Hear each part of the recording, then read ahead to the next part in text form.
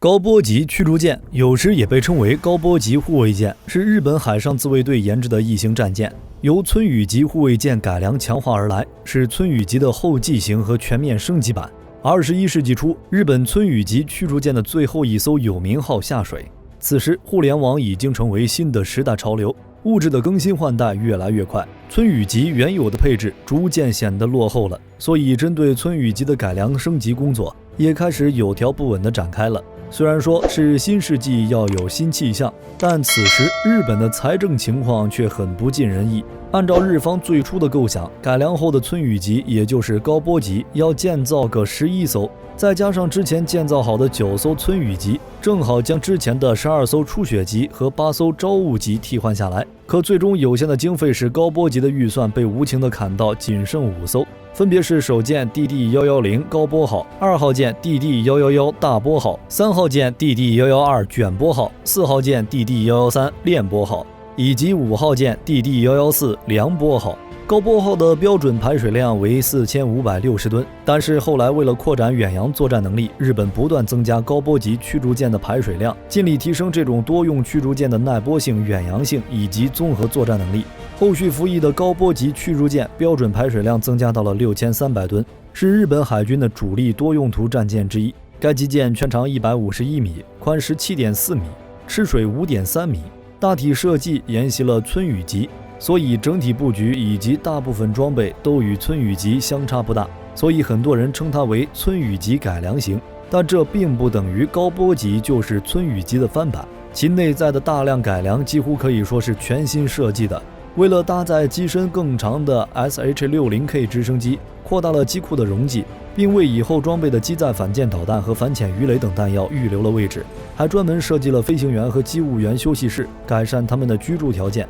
高波级还将桅杆上的航海雷达从舰体中心线挪到了偏右舷的位置上，在桅杆上装有多种天线和传感器。不过这种单桅杆设计如何克服烟囱高温废气对各类设备的阻碍是一个难题。对此，日本军方的设计人员通过缜密的安排克服了这个难题，在设计中尽可能地简化了桅杆的结构，尽管加装了很多传感器与天线，但由于采纳了轻巧横架结构，使桅杆的重量没有太大的增加。为了防止敌方雷达的探测，建造时采用的是锡箔材料，同时桅杆上的波导管与电缆线都做了防弹处理，以提高战时的生存性。早在村宇级的设计中就强调了隐身性，上层建筑向内倾斜，能够有效地减少雷达回波，降低敌方雷达的探测距离。而高波级在保留了原有设计的同时，还尽力减少了烟囱废气的红外辐射，进一步地增强了隐身性能。高波级的武器配置有一座奥托127毫米舰炮，2座 MK15 密集阵近防炮，32单元 MK41 导弹垂直发射系统，2座4连装鱼叉反舰导弹发射装置和2座3连装68型鱼雷发射管。防空能力相比于村宇级有着明显的变化，它装备有新型防空雷达，搜捕空中目标的能力大大增强。之前的村宇级分别安装有 MK41 和 MK48 2套垂直发射系统，它最大的改良是取消了 MK48 垂直发射装置，扩充了 MK41 垂直发射装置，增加了武器配备灵活性。别看数量没变，可火力输出反倒给力了许多，不仅可以发射捕鲸叉反舰导弹，还可以发射战斧巡航导弹以及阿斯洛克反潜导弹。舰上配置的 RM7MP 新型海麻雀防空导弹性能较以往有了很大的提升，可以拦截2马赫高速飞行的掠海反舰导弹。和前辈们相比，它不仅有了更远的射程、更可靠的拦截能力以及更优良的机动能力，最关键的是它有了可折叠的弹翼，这样一来所占用的空间就大大减小了。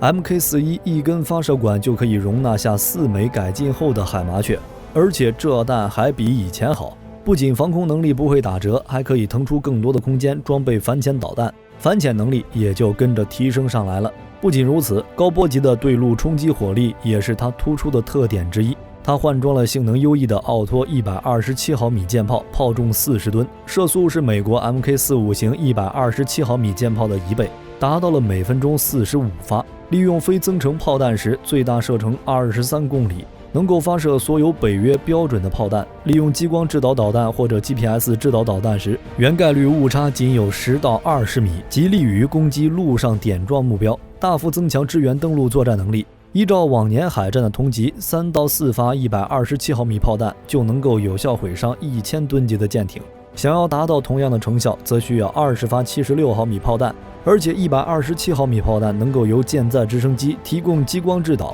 对付小型舰艇几乎不需要动用反舰导弹，只不过射程相对于导弹而言稍有不足。该级舰的舰壳声纳属于新型装备，但是具体型号和性能目前还无从得知。其3联装鱼雷发射管利用 Mk465 鱼雷，将原先的单航速制改成了双航速制，在搜索时采用低航速，增强了在浅水区对付潜艇的能力。它的导引头修正信道可以确定声呐探测的声音是不是真的脉冲回声，并能够补偿消声瓦造成的信噪比缩小现象，能够加倍有效地对付装有消声瓦的现代潜艇。在对付深水潜艇时，阿斯洛克导弹的战斗部能够改成 Mk50 鱼雷，水下航速最高能够达到55到60节，对日本周边海域可预见的水下威胁拥有一定的对抗能力。该级舰采用了适合远洋作战的动力配置，配有4台主发动机组成的复合全燃推动系统，双轴推进，最高航速30节，可充分满足它奔赴全世界作战的需要。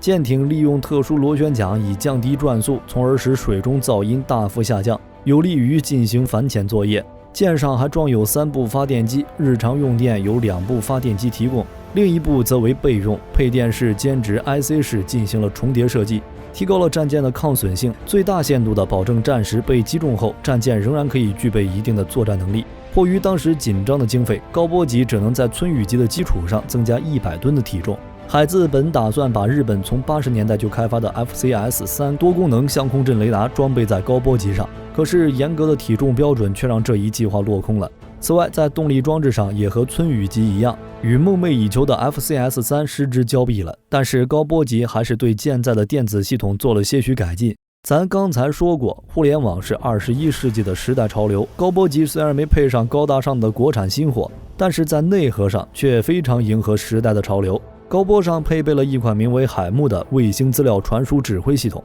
该系统构建于1996年。通过这套系统，高波级可以与海自的高层指挥部门建立数据链接，甚至可以直接和首相的官邸联系。这样一来，日本海自的舰艇可以和高级指挥中枢建立联系，及时迅速地将战场动态以及指挥命令进行高效率传输。虽说日本在本世纪以来扩充军备是不争的事实，可相对于那些更多扮演威慑周边角色的军舰来说，高波级也难得为维护世界和平、海上安全做出了贡献。2009年3月，高波级的烈岸号成为了日本海自首批赴索马里海域的护航编队的成员之一，也算是为国际反海盗活动出了一份子力。好了，关于高波级驱逐舰的介绍到这里就结束了。有介绍不足的地方，欢迎来评论区讨论留言。感谢您的观看，我们下期不见不散。